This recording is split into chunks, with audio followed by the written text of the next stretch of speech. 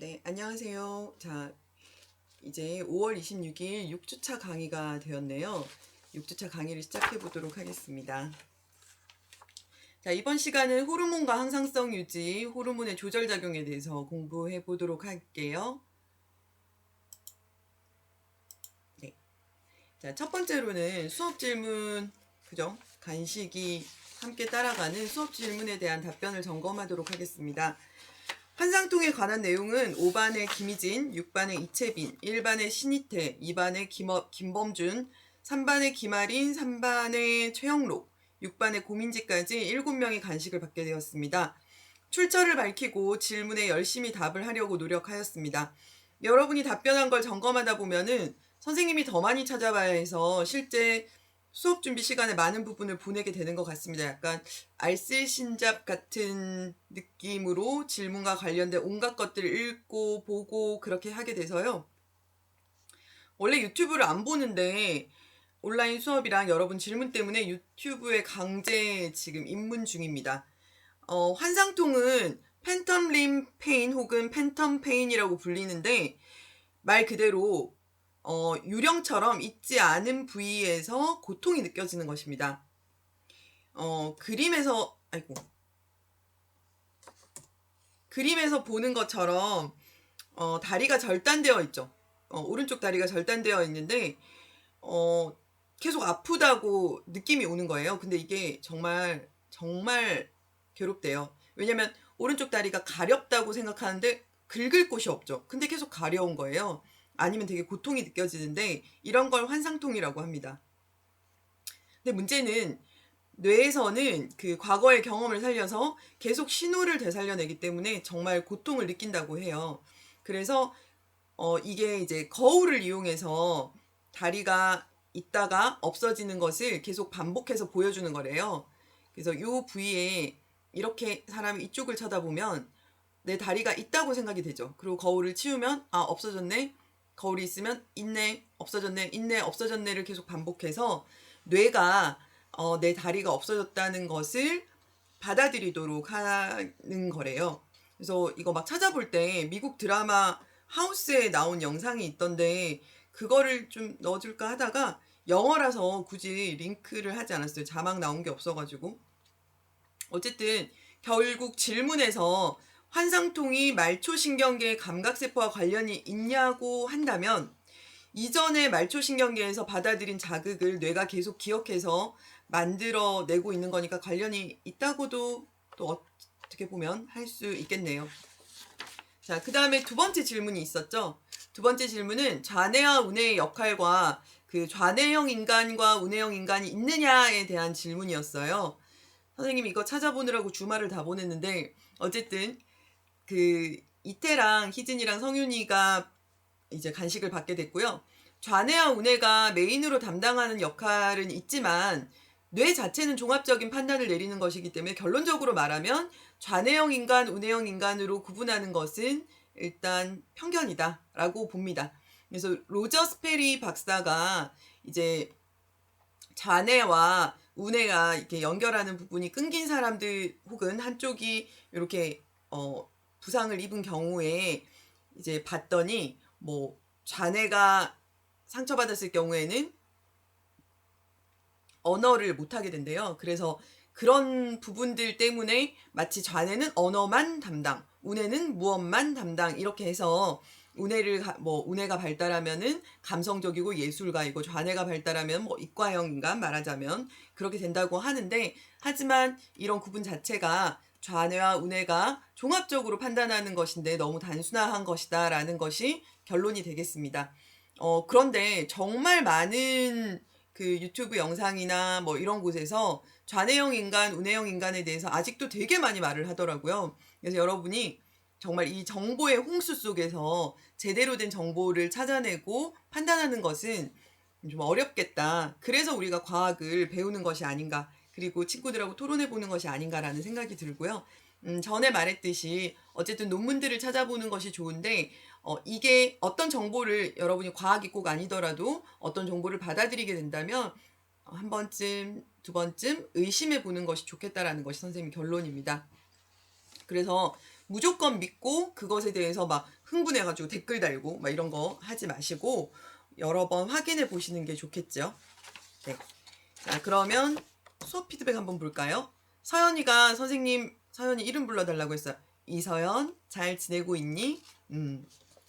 우리 모레 보겠네요. 내일이죠. 여러분한테는 내일 보게 되겠네요. 반갑습니다. 그리고 민경민, 이경민, 경민이 둘이서 주서연도 그렇고 서희도 목소리가 커져서 좋다고 하는 거 보니까 이거 마이크가 약간 네, 성능이 좋은가 봐요. 그리고 장영아랑 전현우랑 이서영 이런 친구들을 제가 거기서 점 찍기 있기 없기 그랬더니 있기 이렇게 적어 놓은 거예요. 한참 웃었네요. 그리고 채훈이랑 세희랑 위드디아랑 규진이랑 성현이랑 자기들이 왜 언급됐는지 알겠죠? 고집이 아주 그냥 네, 있기 없기 했는데 있기라고 적지도 않고 점 찍었죠. 그리고 원기랑 세희랑 승진이랑 박서연이랑 김범준이랑 김가온이랑 이서연이랑 이한민이랑 강은아, 박범서, 진아율 재밌다고 해주어서 선생님이 수업을 준비하는데 좀 힘이 납니다. 네, 고마워요. 그리고 김현진과 송지찬 선생님이 왜 이걸 얘기해놨을까요? 지찬아, 지찬이는 현진이가 안색이 좋아 보이십니다 이랬는데 지찬이가 근이가 쌤 살쪘대요 이렇게 댓글 달아놔서 아씨 또 다시 단식을 해야 되나 이런 생각이 들게 했는데 지찬아 이렇게 하면 여자친구를 사귀기가 어렵다. 자, 이게 선생님이 얘기해주고 싶은 거고요. 현진이는 네 좋아요. 그리고 예담이가 OX 퀴즈가 재미있고 정리가 잘 된다 그래서 이번에도 어쩌면 OX 퀴즈로 좀 해볼까 합니다. 근데 어쨌든 여전히 어렵다고 하는 친구들이 훨씬 많고요. 시험 걱정하는 친구들도 많은데 새로운 마음가짐으로 찬찬히 공부하면 어렵지는 않을 거예요. 근데 결국은 익숙함의 문제라고 생각하거든요. 여러분이 게임을 하는 걸 보면 선생님이 절대 못하겠더라고요. 아이템이며 게임 규칙이며 그걸 외우기도 어려운 데다가 또 그 긴 시간 앉아서 게임을 하고 있는 것 자체가 경이롭게 보인단 말이에요. 근데 여러분은 그걸 하고 있잖아요. 공부도 결국 익숙함의 문제라고 할 수 있어요. 공부가 게임이다 생각하면 외우는 것도 좀 달리 보일 수 있지 않을까라는 생각이 들어요. 그 뇌작용과 관련한 영상을 찾다가 뇌랑 관련해서는 결국은 어떻게 하면 우리 아이가 공부를 잘하게 될까 이런 영상들과 되게 많이 연결이 되더라고요. 그래서 공부와 관련된 거를 올려놨으니까 새로운 마음가짐을 갖고 싶은 친구들은 보시면 좋을 것 같고요. 여러분한테 좋은 계기가 되었으면 좋겠습니다. 그리고 과학 질문 게시판에는 세부하시 강연도 링크해뒀으니까 공부가 잘 안 될 때 보시면 어떤 자극이 될 수 있을 것 같아요. 우리가 지금 하는 게 자극과 반응이니까 네, 좋은 자극을 받으시고 좋은 반응이 생겼으면 좋겠네요. 그렇습니다. 자, 지난 시간 확인 한번 해볼까요? 본격적으로 수업 시작하는 겁니다. 자, 지난 시간에는 신경계의 구조와 자극에 따른 반응의 경로를 학습하였는데 이번 시간에는 전혀 다른 호르몬에 대해서 공부를 할 거거든요. 그렇지만 신경계가 아예 안 나오는 게 아니라서 한번 신경계를 복습하고 가도록 하겠습니다. 신경계는 크게 중추신경계하고 말초신경계로 나뉘죠. 중추신경계는 가에 해당하는 것은 머리에 해당하니까 뇌가 되겠죠. 그리고 나에 해당하는 것은 등뼈를 따라 내려가고 있네요. 이거는 척수가 되겠습니다. 이 둘을 합쳐서 중추신경계라고 하고요. 중추신경계는 말 그대로 어떤 우리가 하는 반응의 중추가 되는 곳입니다. 그리고 뭐 대표적으로 대뇌는 의식적인 반응의 중추, 척수와 또 뇌의 다른 부분들은 무의식적인 무조건 반사의 중추가 됩니다. 자, 그리고 말초신경계는 크게 감각을 받아들이는 감각신경과 운동을 하는, 명령을 받아서 운동을 하는 운동신경으로 나뉘어져 있습니다. 이렇게 해서 지난 시간을 확인해 보았고요. 이번 시간은 아예 새로운 다른 것을 한번 해보도록 할게요. 이번 시간에 배워야 될 학습 목표는 자극에 대한 반응에 관여하는 이제 호르몬의 특성을 설명할 수 있다예요. 호르몬은 여러분의 생활에 굉장히 큰 영향을 미치고 있고요. 물론 선생님한테도 큰 영향을 미치고 있습니다.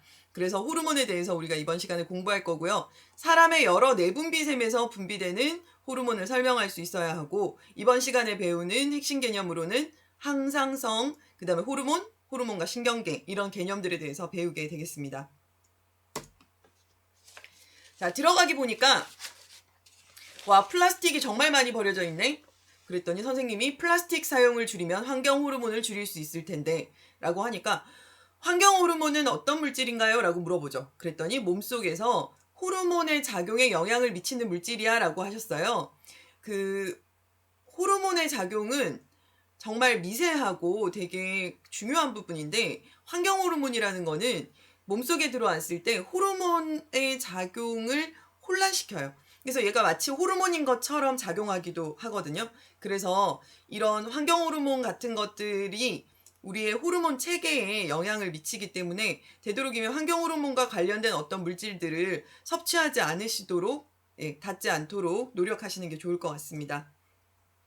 자, 그럼 몸속에서 호르몬은 어떤 작용을 할까 하면 호르몬은 우리 몸의 여러 부위에 신호를 전달하고요. 각 기관의 활동을 조절한다고 생각하시면 될 것 같아요. 자, 어떻게 한다? 호르몬은 어떤 명령이겠죠. 이것도 신호를 전달하고 각 기관에서 그 신호를 받아서 어떤 식으로 활동할 것인지를 조절해 준다고 하면 되는데요. 선생님 이게 뭔 소린가요? 하죠. 자, 지금부터 제대로 해보도록 할게요.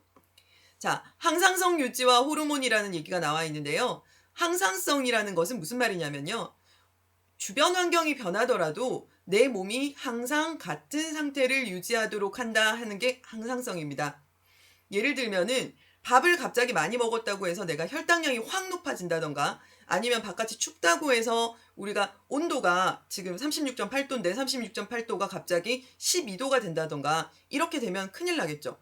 왜냐면 여러분도 거의 어른이기 때문에 이제 몸이 애기들 같은 경우에는 한 38도 좀 밑에까지 가도 그렇게 많이 아파하지는 않거든요. 그냥 엄마 아빠가 놀래서 그렇지. 근데 어른의 신체가 되면요. 한 0.5도만 변해도 굉장히 아파요. 37.3도, 4도, 37.8도 정도 가면 굉장히 아프고 두통이 생기거든요. 그런데 이렇게 체온이 만약에 뭐 10도, 20도 단위로 계속 변한다. 그러면은 우리 몸이 배겨나지를 못할 거예요. 그래서 이 우리 몸의 상태를 일정하게 유지하려는 성질이에요. 그러니까 항상성이라는 거는 우리 몸이 항상 똑같다는 뜻이 아니라요. 항상 똑같도록 유지하기 위해서 우리 몸이 노력한다는 뜻이에요.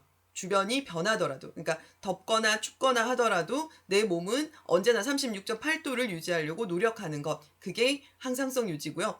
이 항상성 유지에 가장 큰 역할을 하는 것이 호르몬입니다. 자, 그 호르몬에 대해서 한번 볼까요? 호르몬만이 아니라 호르몬과 신경계가 같이 조절 작용을 해서 일단 항상성이 유지되는데요. 이 옆에 보시면 그 에스트로겐 그리고 프로게스테론, 테스토스테론 이런 말들이 여기 나와 있죠. 에스트로겐, 프로게스테론, 테스토스테론. 여성 호르몬이고요. 남성 호르몬이고요. 프로게스테론은 보통 임신을 유지하는 데 쓰이는 호르몬이라고 알려져 있습니다. 이런 에스트로겐이나 프로게스테론이나 테스토스테론 같은 것들이 우리의 일상에 굉장히 큰 영향을 미치는 호르몬이라고 할 수 있는데요. 특히나 선생님은 중학교 남자 아이들이 싸우거나 말 안 듣거나 거칠거나 이럴 때 그냥 일부 인정하고 포기하는 부분이 있는데 그거는 아이가 나빠서라기보다는 호르몬에 널뛰는 작용이다. 그 중에서도 테스토스테론의 작용이다 라고 생각하고 있습니다. 자, 어쨌든 그런데 이런 항상성을 유지하도록 하는 호르몬도 누군가 조절을 해줘야겠죠. 우리가 이제 신경계 공부할 때는 신경계에서는 대뇌가 어떤 중추 그리고 또 척수가 어떤 반응의 중추였는데요. 여기서는 항상성을 조절하는 최고 조절 중추는 뇌 속에 들어있는 간뇌라고 합니다. 우리가 저번 시간에 배울 때에도 간뇌가 뭐 내 몸속에 있는 것들을 유지한다라고 살짝 지나간 적이 있었거든요. 근데 여기서 이제는 주인공으로 나옵니다. 항상성의 최고 조절 중추는 간뇌이다. 그래서 간뇌는 꼭 기억해 두시는 게 좋겠습니다.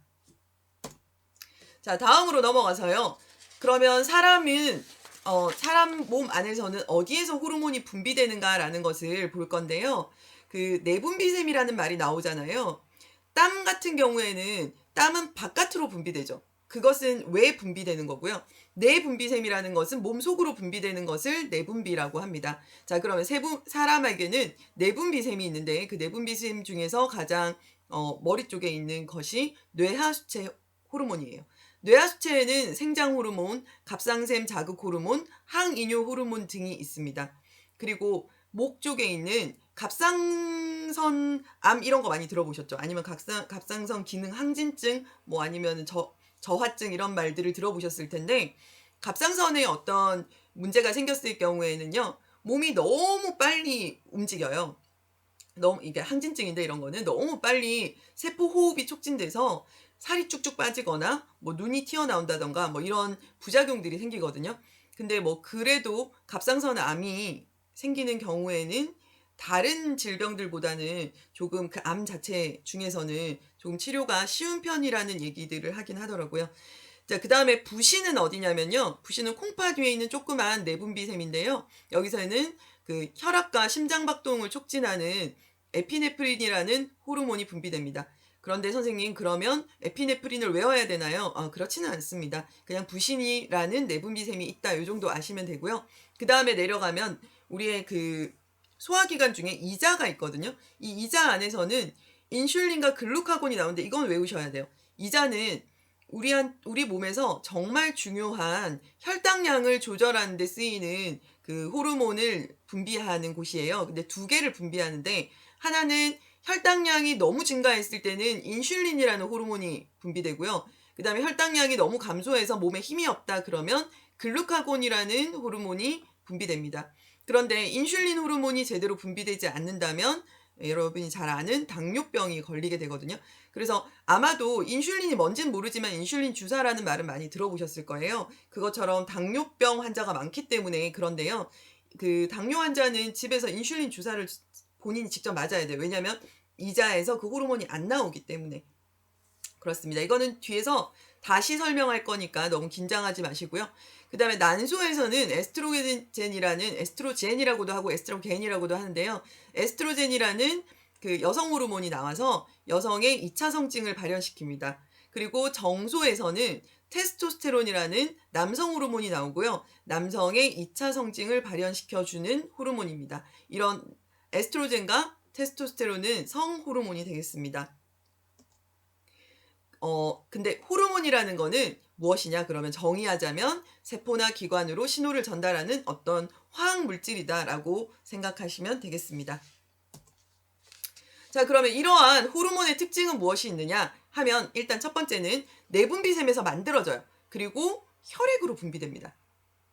그 신경계 할 때는요. 신경계는 뉴런을 따라서 이동했었잖아요. 그런데 그 호르몬은 내분비샘에서 만들어진 다음에 혈액으로 이렇게 쭉 들어가서 이 혈액을 따라서 온 몸으로 이동해요.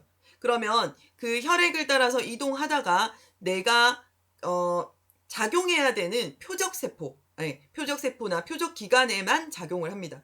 그리고 혈액을 따라서 온 몸을 순환하기 때문에 몸의 여러 부위에 신호를 전달할 수 있고 각 기관의 활동을 조절할 수 있다는 거죠. 그리고 매우 적은 양으로 생리작용을 조절해요. 이게 아까 우리가 이제 환경호르몬에 노출되거나 이랬을 때 문제점인데요. 매우 적은 양으로 생리작용을 조절하고 있는데 우리가 외부에서 환경호르몬이라든가 아니면 어떤 내가 뭐 예뻐지겠다 해가지고 무슨 호르몬 주사 같은 거 있잖아요. 그런 거를 함부로 맞게 되었을 때는 이게 우리 몸이 알아서 뭔가를 조절하고 있었는데 여기에 외부적으로 어떤 잘 모르는 호르몬을 주입했을 때에는 균형을 잃을 수 있기 때문에 이건 주의하셔야 됩니다. 그런데 실제로 분비량이 병적으로 계속 많이 나오는 사람이 있고요. 또 적게 나오는 사람이 있거든요. 그럼 분비량이 많이 나오면 과다증과 관련된 질병이 나타나고요. 적으면 결핍증과 관련된 질병이 나타나게 됩니다. 자, 요거는 또 뒤에서 여러분이 과제로 한번 해보도록 할게요. 자, 교과서에 보시면 호르몬과 신경계의 작용이 어떻게 다를까라는 질문이 나와 있습니다. 그림은 우리 몸에서 신경과 호르몬이 작용하는 과정을 간단히 나타낸 거라고 하죠. 여기 가에서 보시면 이제 뉴런이 있고 여기에서 감각기관이 자극을 받아들여서 자극이 뉴런을 따라서 전달되어서 어떤 명령을 받아서 근육에다가 그 신호를 전달해서 반응이 일어나게끔 하죠. 이게 신경계의 작용이고요. 그 다음에 호르몬의 작용은 내분비샘에서 혈관으로 바로 그 호르몬이 분비되고요. 이 호르몬은 혈액에 녹아서 혈관을 따라 이동하다가 어떤 우리가 필요로 하는 표적기관에 그 호르몬이 가서 이게 모양이 딱 맞는 곳에 가가지고 작용을 하게 됩니다. 그래서 가와 나에서 신호가 전달되는 방법은 어떤 차이가 있느냐라고 한다면 간은 일단 뉴런을 통해서 뉴런이 연결된 곳에만 신호를 전달할 수 있죠. 그러나 나에서는 호르몬이 혈액은 안 가는 곳이 없거든요. 그래서 온몸을 순환하면서 표적 세포가 있는 몸의 여러 부위에 신호를 전달할 수 있게 됩니다. 자, 그러면 호르몬과 신경계를 비교해 보도록 할게요. 일단 신호 전달 속도는 어떻게 되느냐 하면 호르몬은 느리죠. 신경계는 굉장히 빠릅니다. 그죠? 탁 하면 탁 와죠. 특히나 무조건 반사 같은 경우에는 굉장히 빠르죠. 우리가 생각할 틈도 없이 반응이 일어나잖아요. 그런데 호르몬은 여러분이 어떤 호르몬의 작용을 초 단위로 느낀다던가 이러지 않잖아요. 그죠? 그래서 호르몬은 신호 전달 속도가 굉장히 느립니다. 그리고 대신에 적용 범위는 굉장히 넓죠. 온 몸에 적용될 수 있으니까. 그러나 신경계는 내가 원하는 곳에 딱 눈으로 들어왔으면 눈을 따라서 뇌로 가는 요쪽에만 영향을 미치잖아요. 그래서 신경계의 적용 범위는 좁다고 하실 수 있습니다. 그리고 호르몬의 효과는 매우 오래 지속돼요. 그래서 혈액 속에 녹아있기 때문에 그 혈액 속에 있던 호르몬이 다 빠져나갈 때까지 오랫동안 지속된다면 신경계는 굉장히 일시적이죠. 그때만 딱 효과가 나타나고 사라집니다. 그리고 신호 전달 매체는 호르몬은 혈액을 통해서 그리고 신경계는 뉴런을 통해서 가는 것이 차이점이라고 할 수 있겠습니다. 자, 어떻게 듣기 괜찮으셨나요? 이번 1교시는 벌써 끝이 났고요. 네. 그러면 2교시에 조금 쉬었다가 2교시에 보도록 하겠습니다.